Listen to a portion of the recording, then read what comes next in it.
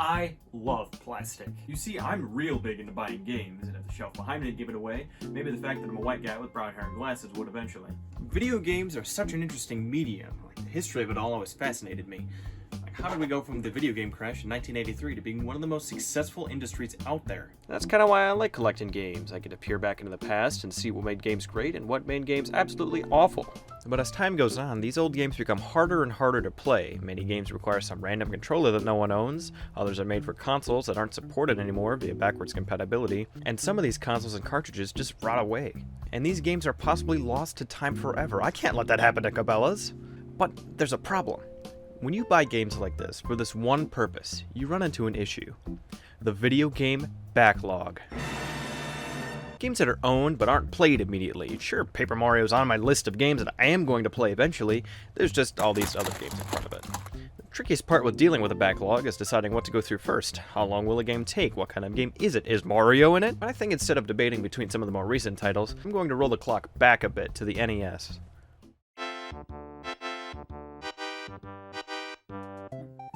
I've never played Punch-Out on NES. For real, dude? Come on! I know. I'm a stupid dumb loser baby who had Halo instead of a brick with a red button. But I still enjoy these retro games, and Nintendo makes dang sure of that. Punch-Out is just one of those games that sits in my backlog. Like, I was going to play it, but then I don't think I plugged this in properly. Yeah, the original NES I have started giving me the old blinking red light of death, which according to the internet means the lockout chip went bad, so I did the only thing an inexperienced person would do. I disabled the lockout chip. I did it properly and all, but still wouldn't work.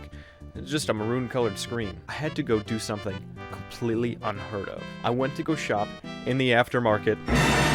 I picked up a Retron 3 off Amazon a little while ago, and wow, does this thing work. I think the colors and sound are a bit off on the NES, but it takes original controllers, so I honestly can't stay too mad at it. And it's got output through component cables and HDMI, as well as a way to simulate what hell looks like.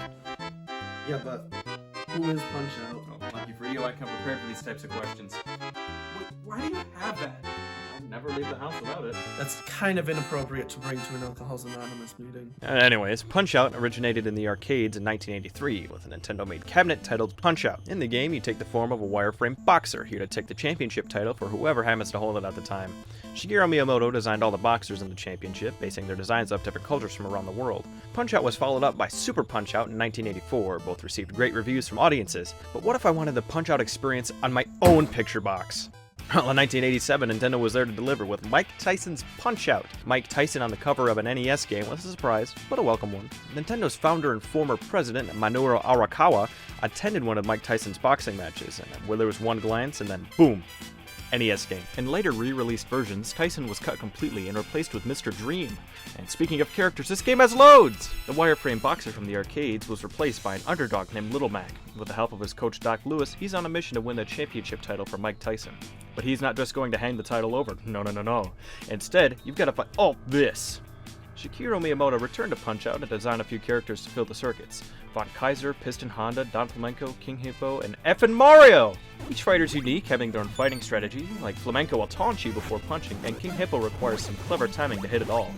The control is simple yet effective, with the B button being the left punch, the A being right. Everything feels so snappy, like you push that button, that jaw is gonna break. In equal importance, the D-pad is used for ducking and weaving, and again, everything here is snappy and responsive. And in terms of style, this game is stuffed to the rafters with character.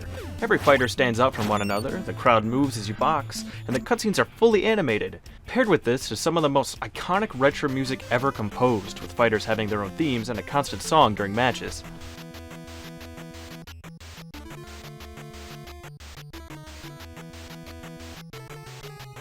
Well, without any further delay, I should probably just jump straight into a circuit. I don't think the guys at the AA meeting will mind. And in true fighting genre style, I'll shoehorn in a montage.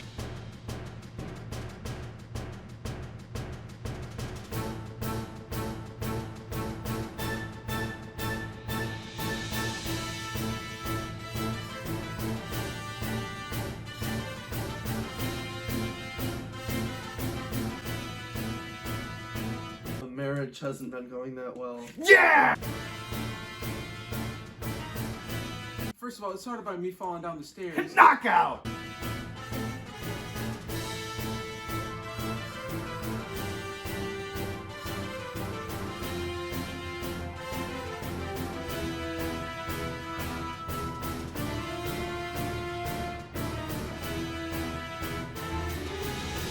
Well, here it is, the Mike Tyson fight, and I just couldn't do it. There's just enough lag on the Retron 3 to make this basically an unwinnable match. I'd have to work up some serious muscle memory if I was going to pull off something like this. But I really like Punch-Out on NES. It's one of the few games that I'll probably come back to on the system. It's just that good. Well, I may not have beaten Mike Tyson and I may not have gotten the championship, but I did beat Glass Joe. That's something that the real Mike Tyson can't. I'm better at something than Mike Tyson. I made a plaque for this. This is the greatest day of my life.